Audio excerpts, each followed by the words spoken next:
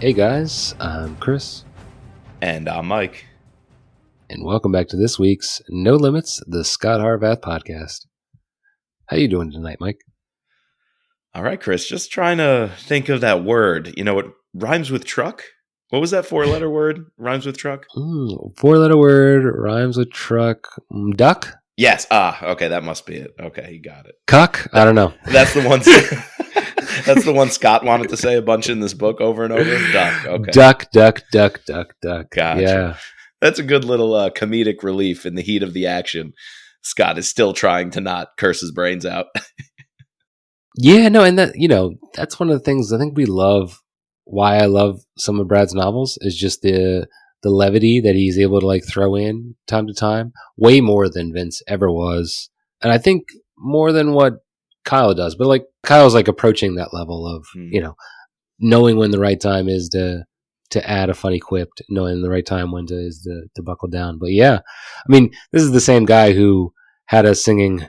Alice, who the fuck is Alice? Who the duck is Alice? who the duck is Alice for a long time. So, leave it to him to write a four-letter word that rhymes with truck. And then getting down with some rubber ducky and some funk music right after that. Exactly. Well, dude, that's only one example of what Brad does well. And everything that he does well is on display in this book. We had a tough couple of episodes come out around Hidden Order. Thankfully, we enjoyed Act of War, kind of could see Brad getting back on track. Let me tell you, Code of Conduct is up there, dude. I've only read the first half, and just based on this first half, I texted you, I'm going to stand by this tonight on the pod. This is my favorite Brad writing outside of Lions and possibly tied with The Apostle. Really? Even above Takedown? Way above Takedown. Way above Takedown. I don't know why. I'm just enjoying this so much. Okay. Which is getting me nervous because I'm really You're real high on the first half. Yep. I'm putting a lot of stock into the first half here. I want this to be a complete book. I think we stopped at chapter 30, which is a perfect little break point. Scott's back in the U.S. and he's sitting down with Lydia Ryan, Carlton, the troll, and they're going over all their intel. And now I think there's going to be a new phase of the op. But so far, the setup of everything in Africa, I love the Congo scenes. And our villain, Pierre Damien, so far, I'm bought hook, line, and sinker into that guy and his Mossad agent girlfriend. Dude, everything is clicking for me in this book. Yeah, and I think, it's got all the right elements of the best novels that we like from Brad. Yes. It's some conspiracy theory thing like plot that's going to hatch out. Like, obviously something got brought up with the WHO and we're just starting to peel back. We don't quite know the full extent of what Pierre Damien is doing, but it's a conspiracy theory that is believable. Very believable. While maybe not true, like I think the best conspiracy theories are the ones that like seem the most true. Yeah. Whereas if you look at some of the other, like in the beginning, I texted you. I was like, "Oh, okay, so we're doing virus this one." Like, I was like, so like great. We were coming off Act of War, after Hidden Order. All right, I like Act of War. Boom, I'm ready for it. We've been going. The Scot Harvath podcast feed is going strong. And I was like, all right, I'm ready. And then I was just a little let down. I was like, interesting. Really? We're going to choose this. No, but then as soon as we got into the Congo. He sold you on it. And he sold me on it. Yeah. And like I think it's just every single beat by beat as we went through establishing these plots, establishing the villain, establishing, beginning to establish what is going on, like peeling every layer back by onion layer.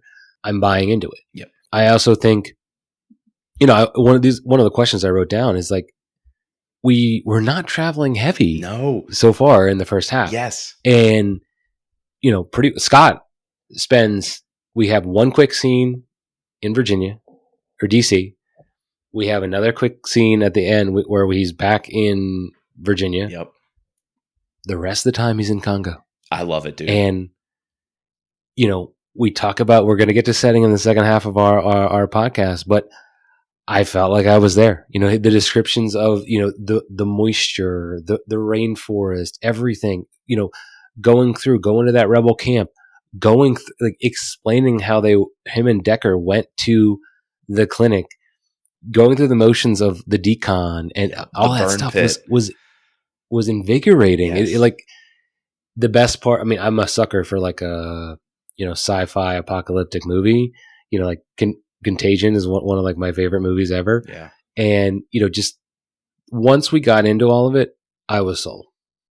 I can't agree more. I mean, on every point you made, you started with the conspiracy theories, but it's not that far out there. Like the UN corruption, these global elites with their population plans. To me, that's way more realistic than some of this like Hannibal 3,000-year-old disease that's been uncovered in an ancient treasure chest or something. Yeah. So, or the lost Jeffrey or part of Muhammad, the Quran. Yeah, the lost surahs of the Quran. I think this one is it may be equally as politically charged, especially in today's climate around a lot of this. But for some reason, it's more digestible. This book hits differently post-COVID than I'm sure it did in 2015. For sure. And one reason is I can buy into those kind of conspiracy theories a little bit more. This UN population fund stuff and the corruption of the UN troops, the peacekeepers, how those missions are completely, basically what I've heard, just complete human rights disasters. But beside all that, the other thing I could buy into is the virus, which if I maybe would have sang a different tune if this were 2021, we had Lethal Agent. It nailed it. It was crazy to read during COVID. It was like the new thing. It was fun. And then Jack Cars came out. And then a couple of other books tried to do viruses and contagions and world outbreaks. And it was just tiresome. It was right when we and the general populace was tired. Didn't want to read about viruses. We didn't want to hear about it. For some reason, going back to this one and knowing it was written, although maybe it was written during the Ebola outbreak, the West Africa Ebola outbreak. I wonder. I'm sure that was the impetus, but we just hadn't tired of it, and so it's kind of refreshing to go back and that doesn't bother me as much. Maybe it would have a few years ago, but I was fine with that, and I think the reason I'm fine with all of this is, like you said, the sequencing. It is perhaps the number one thing Brad is doing well here that you and I have been clamoring for, that we haven't seen since The Apostle. Stay with Brad. Stay on mission. Don't jump around so much that the book gets so confusing you can't put it down and pick it up without being totally lost of who was who and where they are. So not traveling heavy is just working real well for me. And there was one point where there were a few cutaways. And like traditional Brad, his cliffhangers are usually very edge of your seat stuff. And I'm like, give me the next thing. Give me the next thing. You turn the page and you get the next thing. It was like, the next thing. I'm not going to have to wait 15 chapters to come back to this. And by that time, I forgot what was going on. Right. I loved how the sequencing and the plotting is just so far 10 out of 10, knocking it out of the park. Yeah. And then he's intermixing, obviously these Pierre Damien / Mordecai scenes with Helena, like just at a right, like sort of stopping point with the Congo situation. Yes. Boom. Let's bring in our villain. Let's introduce him. Like this the B plot, right? Which is also very intriguing. Like we get the whole backstory on Helena. Yeah. That story was insane. Her like below, like going postal in the freaking brothel. Intense. Yeah. And then bringing us back to Scot in Congo. I also think one of the best parts is we get like 3 solid action sequences like in a row. Totally. Something that I think we've like lessened a little bit the past couple of novels, and maybe that's why we mentioned that Act of War like had a few good things, but as a whole it didn't. In Hidden Order, pretty much no action. But here we start off with the rebels. Then we go to, even though it's like not quite action, it's suspenseful, going to the clinic, and then like Decker gets taken away. Yep. And then finally going, back to Bunya and having to, take a hostage in order to find out what's going on. Like those 3 scenes together, maybe they're not like the best action sequences ever, but Yeah. it's nice to get them intermixed, and they do the right job. Yeah, the first checkpoint scene is incredible. At the same time as we're meeting this team, Scott, I feel like I think it was the Apostle or another one where he's on the ground. He goes to the airport. No, it wasn't the Apostle. I forget what book, but he's got to meet the local people. Oh, it was a Don Bentley book when he's in Afghanistan. Right. And like right. you feel like you just landed. You're getting the lay of the land. You're meeting the people. You've got to sort out the personalities, and you've got to find a way to build the team and stay on mission. Well, Scott's meeting these British dudes, Ash and Mick, and then Simon and Eddie come. And Jumbo, their Swahili guide, who's hooking them up, making sure they can get around town. It's a really fun team up right from the beginning, and it's orienting you towards the setting and doing it with the characters and how Ash and Mick are hired. I think they were brought in to basically work with Care, I think, and defend Care and like be some muscle for them or do missions for them. So all of this is tied together. Their story is tied together with what Scott has to do. Meanwhile, the villain is not a random cutaway to a storyline we don't understand. Clearly, the UN stuff, Pierre Damien and his Malthusian principles, we'll get to that scene at the end of the first half, chapter like 28, 29, where he's mingling with these high society elites who all think they should control the global population. That's clearly connected to a disease and this health clinic. Right. The UN troops are clearly connected because they took out the clinic and had to burn it. We're wondering who these guys are who shot up the clinic and burned it. And when he takes the hostage is like, it was a humanitarian mission. We were doing this for good reasons. I was just following orders. The UN said we should massacre a whole entire village and burn them in this burn pit. Just doing what the UN told us to. That feeds into the villain. It makes you hate the villain at the same time, but try to understand the villain. These people think they're taking and erasing human life to save the planet, to be environmentalists or whatever their whole cause is. And it all interconnects. We're not going to random stories with different people. So a cutaway to Helena and her handling with Bensi Mordecai, loving the Mossad stuff. And it's not some random woman doing something. She's clearly an agent who's going to be involved with the story. Even if we cut away eventually to the troll, right? We know the intel he's working on with the cell phones is clearly going to help Scott on the ground in the Congo. They even have that jammer. They try to get the UN troops out of their apartment, and he can jam the signal and kind of like convince the guy to go in the direction they want him to go by using. He can pinpoint like whose cell phone he wants to jam, and then like strengthen the signal, and then weaken it to have him walk like to this block. Crazy. Everything is hitting. It all ties together. This is a masterclass right here. I agree, and to your point about like the cutaways in terms of how many times have we gotten a prologue or an opening chapter where it has like very little to do with either the entire story, or we don't come back to it until a very long time. And it's got Scott. Yes. And Lara. And it's got Scott, right which off the bat. Is almost unheard of, right? It's amazing. And it's chilling because that this is happening one week and now in the future. So as you're reading this, you're like, holy shit, how do we get to that point? Exactly. Where Scott is at? It really works. I don't know if I can ding this book per se, but it is going to be interesting to see, we pine about this with Mitch and, his universe, how much these events go on to interact in the following stories. That's fair. Like that's going to be it. And just an interesting tidbit to like sort of track, like as we move along. I mean, Lethal Agent did the same thing, and then we never sort of followed up with it. Well, think like Takedown. So. Take all New York City was basically destroyed. New York City. The world moved on, and nobody even commented on it in the next book. So right. Yeah. Yeah, I wonder if the disease, though, actually gets to that point. So that's what I'm wondering is like, we know it causes Lara to flee and we know the world's going crazy about it. But is it really the airborne hemorrhagic fever that we're hearing about from the Congo? Or did something else happen? Or was it stopped just in time? Like, I'm wondering, that scene wetted my whistle. But I am wondering. But I think it's like a fake. I think it's a fake out. What happened? Is it a fake? Right. Is it a head nod? I don't know. So I'm interested to keep reading.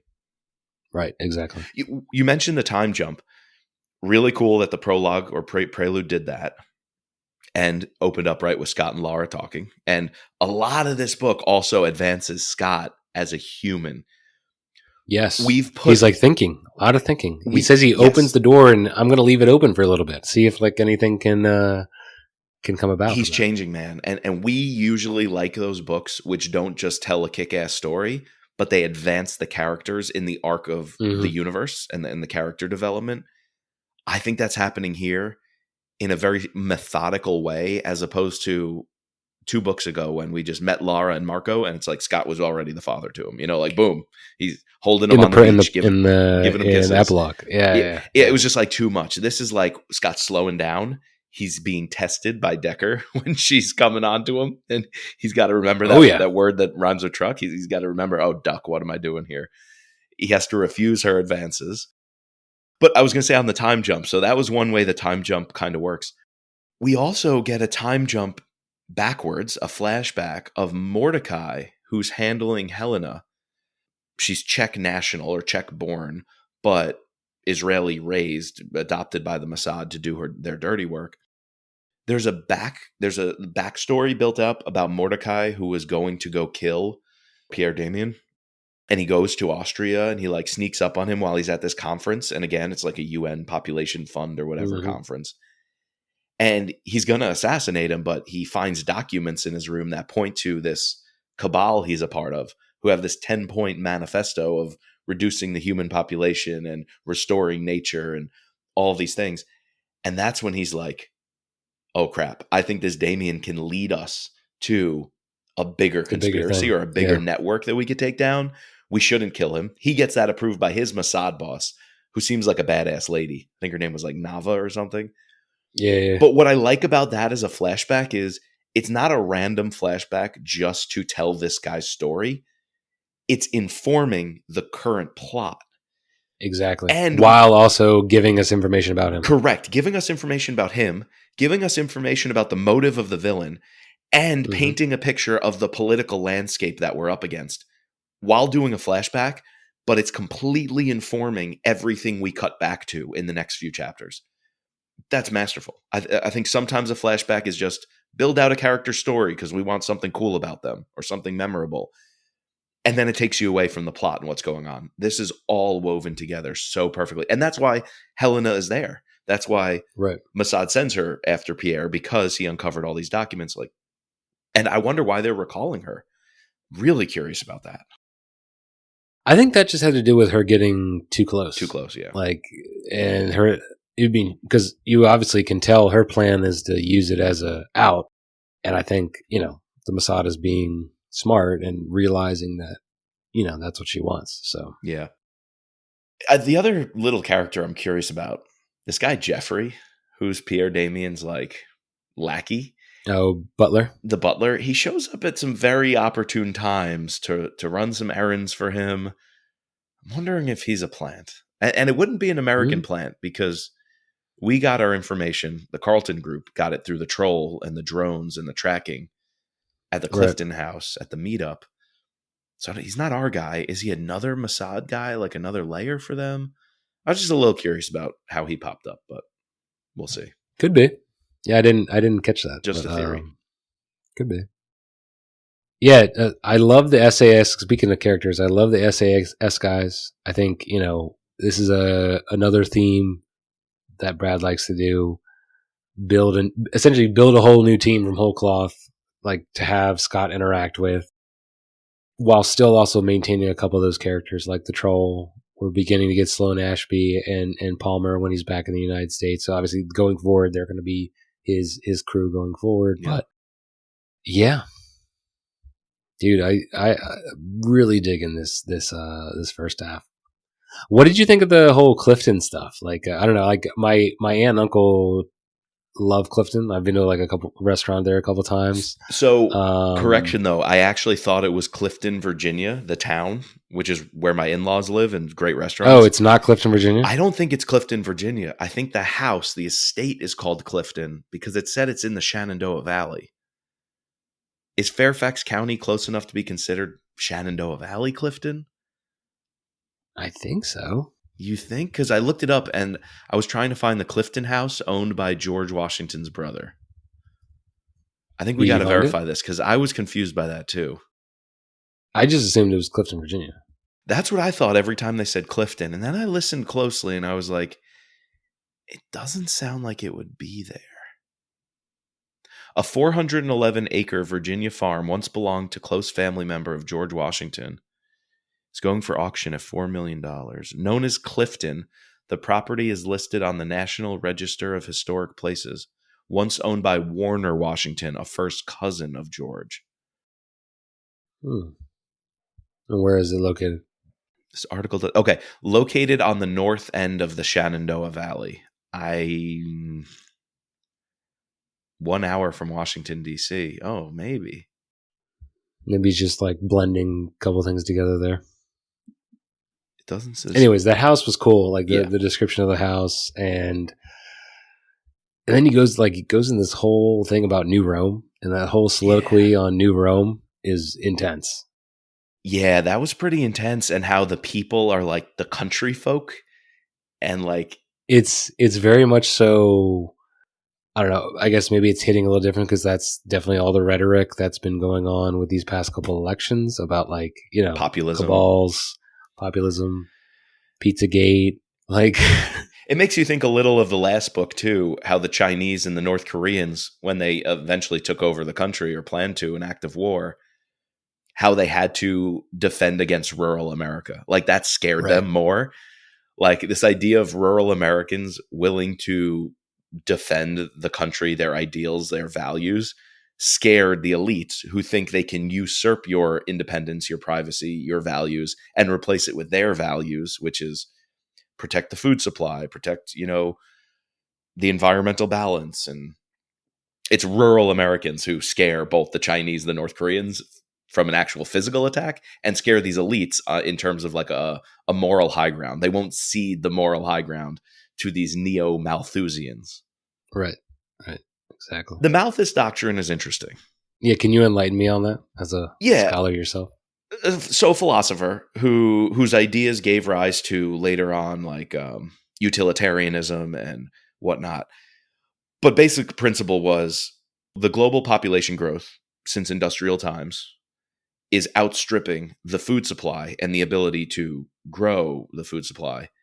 And so therefore there will be this coming crisis that needs to be managed of a population that can't feed itself. So basically the global population growth is unsustainable.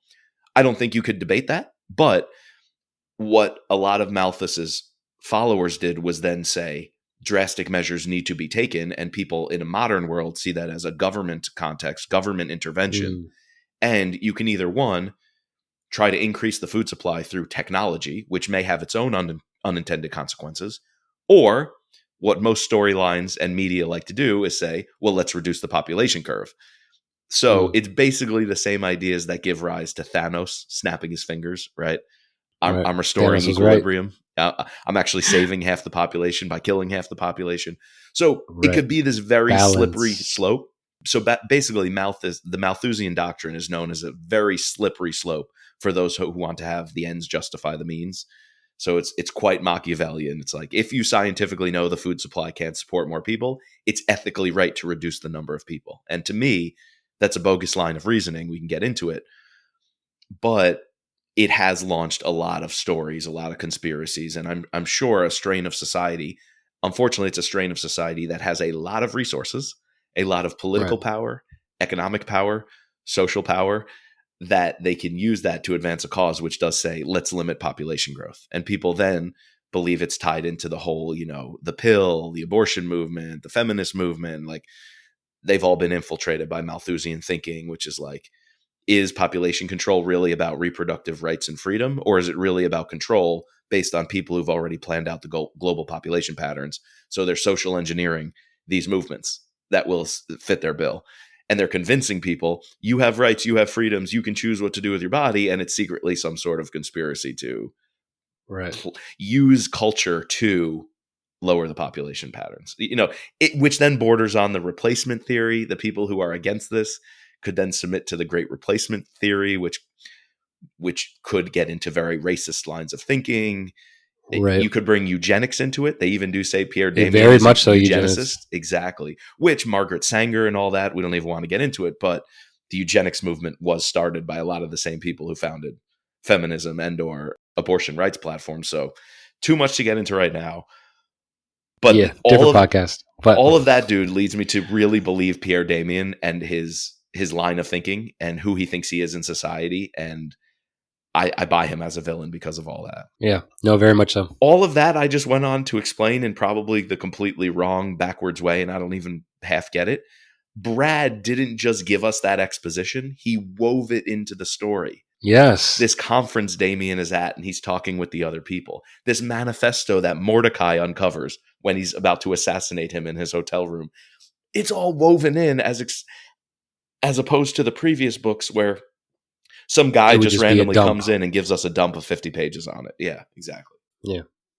We get an economics lesson on the Fed, you know. Yeah. No, I 100% agree on that. And I would also argue that the Earth has its own ways of culling the population if you look over time, like, you know, mass extinction events. Right. So, right. Some people could argue that COVID was one of those times. I think, yes, for sure. I think also an argument that's made is we watched in class, we do a unit on population patterns in history class, particularly from the 1800s on, because you see this massive population explosion. We look at the root causes about it. We look at what kind of both political answers this should have, economic answers this should have, social answers, and moral, ethical answers this should have. But one video we show from NPR, it's very catch baity, and it could be very popular in that it shows a glass, an empty glass, like a water glass, and it fills it with liquid. And it says, this is the analogy for the global population. The Earth is one size. The glass is one size. We fill it with water. Population goes up. You empty the glass or it drips out the bottom. That's the death rate. Population can go down. The glass had filled so rapidly. Are we near the top? And when the glass overflows, the carrying capacity has been reached. We've gone beyond sustainability. The death rate has to increase. The birth rate will most likely slow. And naturally, humans start dying out. The glass is full as a metaphor of we cannot provide resources anymore to support the population. The problem is, if you look at that glass, which represents the Earth's ability to sustain the human population, 2,000 years ago, that glass would have been the size of a shot glass or smaller due to the technology of the age. So it's like, let's just make the glass bigger. You can make the glass bigger. So I try to say to the kids, like, where does this analogy fall short? And some of them really get to it and go, if we use our technology wisely, if we consume resources at a better, more efficient pace, if we can truly recycle and be renewable, the glass can be the size of a pitcher, a Gatorade bucket. You know, the glass can be a swimming pool. So like, will there be unintended consequences to that? Like, you know, let's say genetically modified food. We need a higher food supply, genetically modified food. Sure, there's other consequences. But what it does show is that the carrying capacity of Earth is flexible. And the metaphor of a glass being filled up to scare us into saying we're all going to die and run out of things in the next 10 years, that's false. That's a false pretense because we're neglecting to see human choices, human systems that we implement, the technology that we implement, and the technology that a free market could probably implement better. Right. That could change the size of the glass and change our efforts towards sustainability. So just one of the many things to consider. Well said. Well said. I just went on a rant. I'm going to stop. Chris, take away the rest of the episode. No, you're good. You're good. You actually you saved some quotes for us. Do you have any ones that you wanted to point out? Dude, it's been a while. Haven't had some quotes, but you know it's a good book when I got the quotes because the writing. Yeah, I can tell you're vibing with it. Yes. And then but sometimes if you have no quotes, that means you're loving it so much that you're just like blitzing through it. But that's rare, though. I would say if I'm loving it a lot and I think the writing is quality, I'll jot down. You'll jot down. Yeah. So while we're on the political stuff, before we end with some more of the emotional stuff, what did you think? Because one angle of the villains in Pierre Damien, what did you think about the Israel stuff, Israel-Palestine, that Pierre Damien is involved with?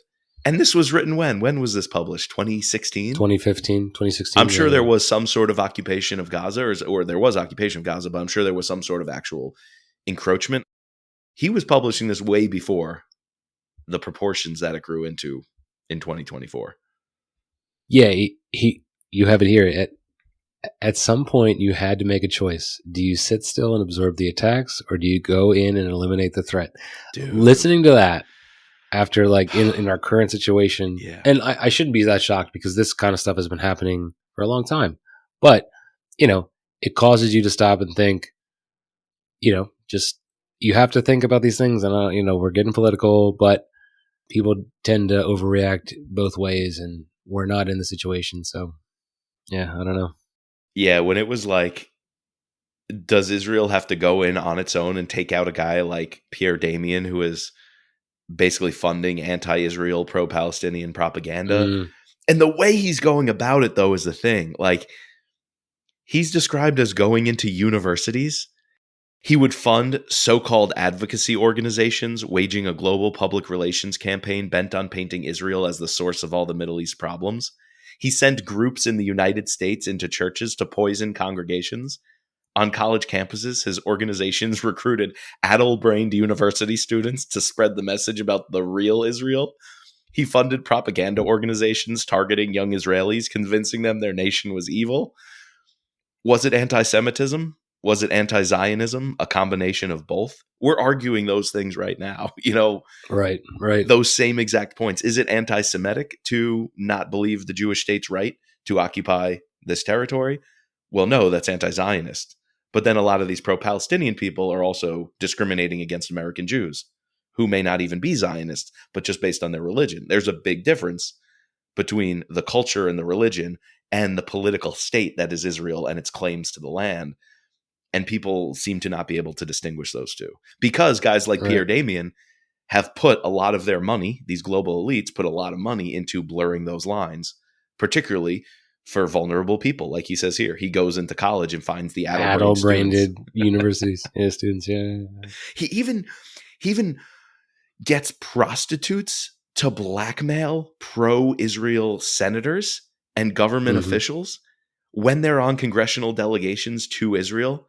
He has prostitutes sleep with them just to be able to blackmail them. Like, that's intense. Dude, he's doing some crazy stuff. Yeah, no, this Pierre Damien dude, would you say he's one of the best villains so far that Brad has come up with? Dude, we'll see what happens, but I know we got to see what happens in the second half. He's in the running. So far, he's in the running. He's up there. He's really, really up there. Digging it. So to wrap up here, let's get a little less political. We talked a bit about Scot and how he's growing as a human, as an individual in the story. Mm-hmm. Just listen to this. It's a quote. There's, I think, 2 times in the first half where he's really seriously contemplating his future with Lara. And I like that it's tied up with the Congo op, and he knows he has to be fully operational in the moment. He can't be thinking about these questions, but like you said, he's finally going to allow himself to open that door. He's constantly looking at it. He keeps on turning on his sat phone to see if he gets a text. Yeah. How many times it shows how relatable he can be. Yeah. I don't know if you've ever gotten into a fight with your wife, parents, whatever. That's never happened. It's never happened. I don't know. There's been times where like I've gotten in a fight with Caroline and like I'm just waiting, and it's sort of like a game to see who will text each other first, Yeah. But yeah, it's like to show, all right, even this, elite alpha, what is he called? He's called an apex predator, has the same sort of situations that most men do, So it's funny. Dude, so just listen to how he's thinking about this. No matter what any woman said to the contrary, at some point he'd be forced to make a choice. He couldn't have a family and keep this career. He had grown up watching what it was like. It was rough on everyone. For the longest time, he had wanted his own piece of the American dream, but he was no longer sure what that dream looked like. He didn't know how he could have his and protect everyone else's. He was also concerned about the consequences of obtaining the American dream. Would having a family back home cause him to dial down his risk-taking in the field? Might that get him or someone else killed? Or was it more than that? Was he afraid that no matter how many visions he had had to the contrary, this, what he was doing right now, was what he was really cut out for, and not family life? It was an idea he had kept relegated to a very cold, dark corner of his mind, one that he had never fed, hoping that by ignoring it, it would slip away and disappear. But it hadn't disappeared. In fact, it had only grown.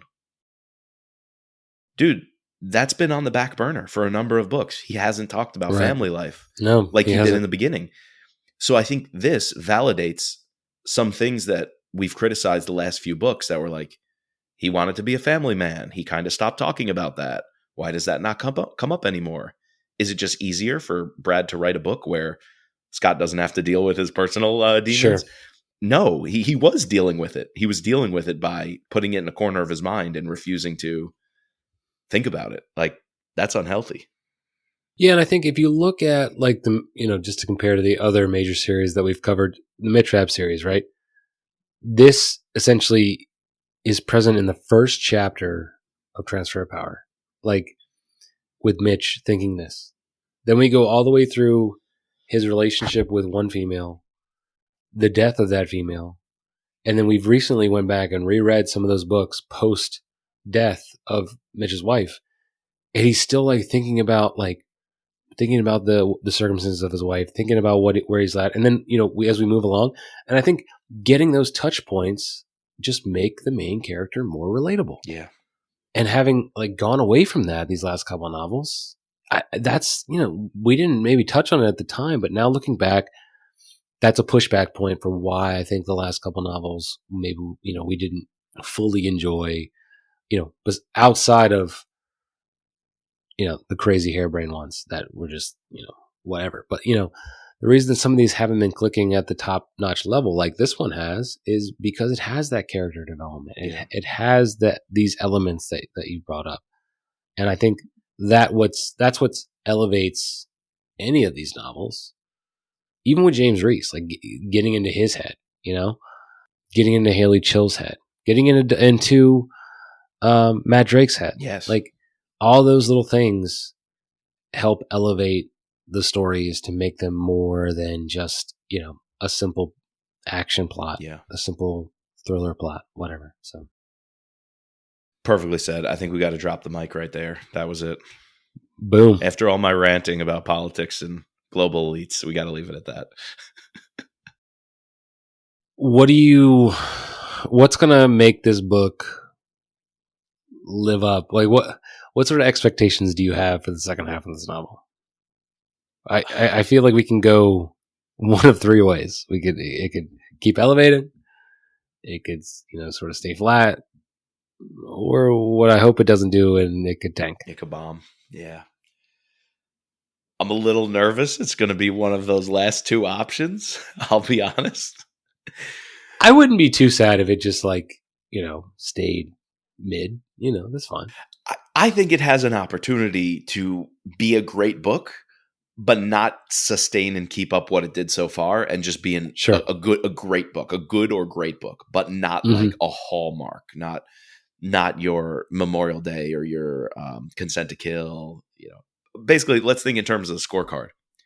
Based on the first half, I'm set up for a very high 40 score. If this keeps going, it could be a 48, 47, 48, somewhere like that. Like, it could be.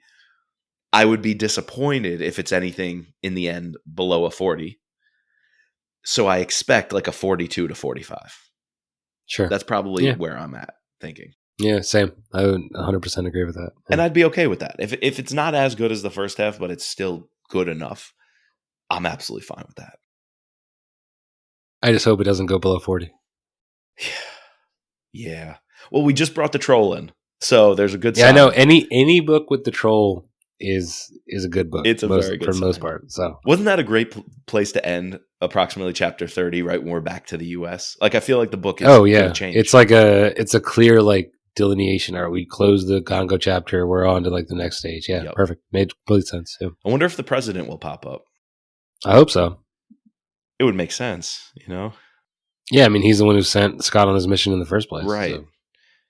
Do you like that we haven't seen presidents too much in the series? Is it something you want a little bit more of? When it happens, it's not been that good. So I'm like, I don't even know if I want more of that.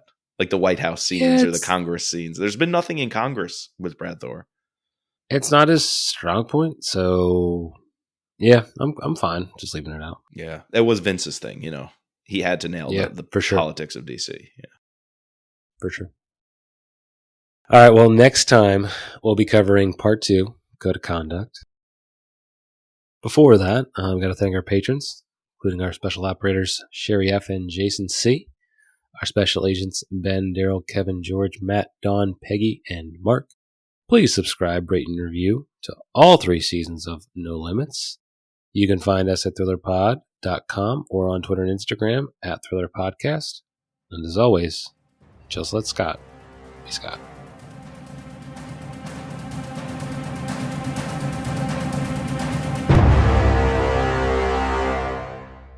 Dude, I found the house. Berryville, Virginia. And it's called Berryville. Clifton House. Yeah. Berryville is outside of Winchester. Oh, just past Bluemont. Bluemont, Winchester area. Between Clark and Jefferson counties. So, yeah, that's definitely more Shenandoah. Yeah, that's more Shenandoah. Than Fairfax. Yeah. Okay. Dude, that's kind of like the Lake Anna farm where Rapp was trained. Like having a property like that, deep out there that's kind of hidden and secluded. You could do some cool stuff at that house. It's actually like Bishopsgate, too. I love Bishopsgate. Right. You know, have you gotten to the scene yet where they go to the canal house with the blue door? We've already... No. Like on the C&O Canal? On the C&O Canal? Ooh, no. That's coming up? We've read that in another novel. Was it a Mitch Rapp novel? There was a lot. Or was it a James Reese novel? I think it was James Reese. But I remember that because one of my friends I work with, she grew up in one of those lock houses on the C&O Canal. And when they went there, I was just thinking about all her stories about it. She grew up on it? Yeah, her dad is a park ranger. Oh, okay. And they actually lived in one of the historical lock houses. Yeah. Oh, that's cool. Yeah, cool. That's cool. You also, so like the next chapter or so, like you're going to get to that. So that's pretty cool. One of the older buildings in DC. I don't know if you've ever seen it. South of the White House, just like northwest of the monument, on the corner is a little building, like an old stone building. Always just boarded up, always closed up, no real markers or anything. And it was an old canal gatekeeper's house when all of Constitution Avenue was a canal. There basically was a canal connecting from Georgetown all the way up to the Capitol building. It was just like a... I didn't know that. It was like a swampy little kind of, almost just like a stream. But there's an old building there that was an actual like... Canal house? A guards. Yeah, it was like a guard station on this little canal. So there was a waterway in the early days going from the Capitol out to Foggy Bottom and the Potomac. Cool. Didn't know that. Yeah. Oh.